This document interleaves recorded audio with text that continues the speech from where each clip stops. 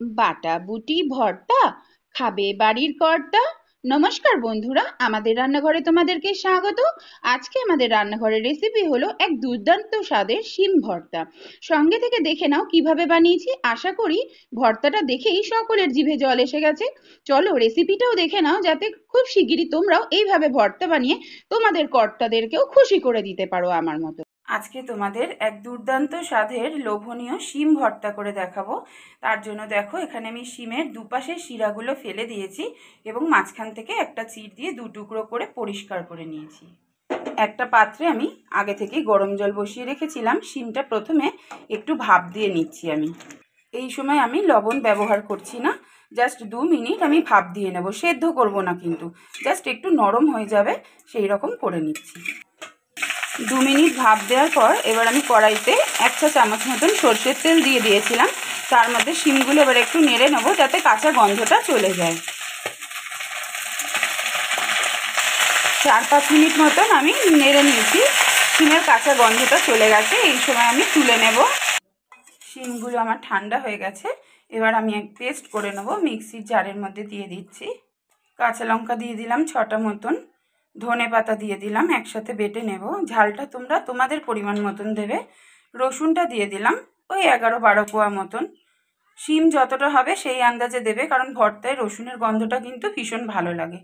Paste করে নিয়ে ফিরে আসছি। দেখো একদম মিহি পেস্ট করে নিলাম। ওই কড়াইয়ের মধ্যেই 3 টেবিল চামচ সর্ষের তেল আমি গরম করে নিয়েছি। দেখো একদম ঝিরিঝিরি করে পেঁয়াজ কুচো করে নিয়েছি, একটা বড় সাইজের পেঁয়াজ একদম ঝিরিঝিরি কুচো করে নিয়েছি। একটু ভেজে নেব। পেঁয়াজটা আমার লাল লাল করে ভাজা হয়ে গেছে। এই সময় পেঁয়াজটা তুলে রাখবো, এই পেঁয়াজটা আমার পরে কাজে লাগবে। ওই তেলের মধ্যেই 5টা মতন শুকনো লঙ্কা দিয়ে দিলাম। আমি একটু ভেজে নিচ্ছি শুকনো লঙ্কাটা, এটাও আমি তুলে রাখবো, পরে আমার কাজে লাগবে। ঝালটা তোমরা তোমাদের পরিমাণ মতো দেবে, বারবারই বলছি। শুকনো লঙ্কাগুলো ভাজা হয়ে গেল, তুলে রাখছি। ছোট চামচের 1 চামচ কালো জিরে ফোড়ন দিয়ে দিলাম। বেটে রাখা শিমটা তেলের মধ্যে দিয়ে দিলাম। এবার খুব ভালো করে নাড়াচাড়া করে আমি শুকিয়ে নেব।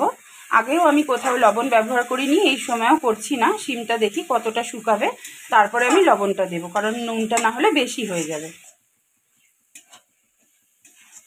7 থেকে 8 মিনিট মতন একভাবে নেড়ে নেড়ে দেখো জলটা আমি পুরো শুকিয়ে নিয়েছি। শিম বাটার একটুও কিন্তু এক্সট্রা জল আর নেই। এই সময় আমি একটু তেল আর লবণ অ্যাড করব। স্বাদ মতন লবণ দিয়ে দিলাম। সর্ষের তেল দিয়ে দিলাম 1 টেবিল চামচ মতন। খুব সামান্য হলুদ গুঁড়ো দিলাম। 1/2 চা চামচ চিনি দিয়ে দিলাম।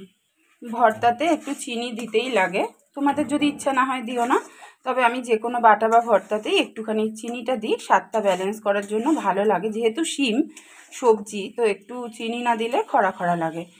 আমার মতো যারা ধরো ভর্তা প্রেমী, তারা নিশ্চয়ই শিম ভর্তা বানিয়ে খেয়েছো। আমি আজকে তোমাদেরকে যেভাবে শিম ভর্তা বানিয়ে দেখাচ্ছি, এইভাবে অবশ্যই তোমরা বাড়িতে একবার ট্রাই করবে। তোমরা কিভাবে খাও সেটা তো আমি জানি না, কিন্তু এইভাবে খাবে।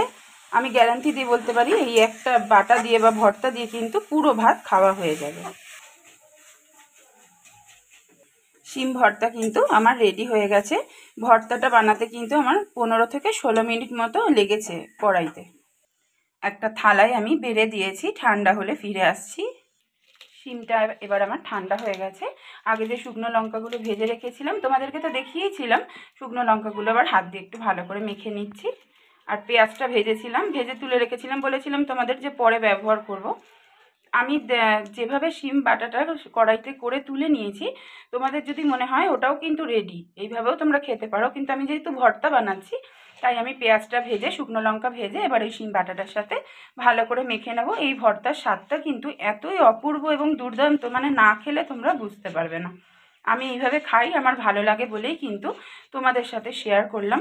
অবশ্যই তোমরা এইভাবে একদিন খাবে, আর যদি ভালো লাগে আমার কমেন্টে জানিয়ে যেও যে কেমন লাগলো। আশা করি আরও এরকম অনেক ভালো ভালো ভর্তা নিয়ে খুব শিগগিরই ফিরে আসব। আজকে তাহলে আমার রেসিপিটা আমি এখানেই শেষ করছি। আমাদের রান্নাঘরের পক্ষ থেকে সবাইকে অনেক অনেক ভালোবাসা, এবং সবার চ্যানেলের জন্যই রইল অনেক শুভেচ্ছা ও শুভকামনা। সবাই খুব ভালো থেকো, খুব শিগগিরই আবার দেখা হবে।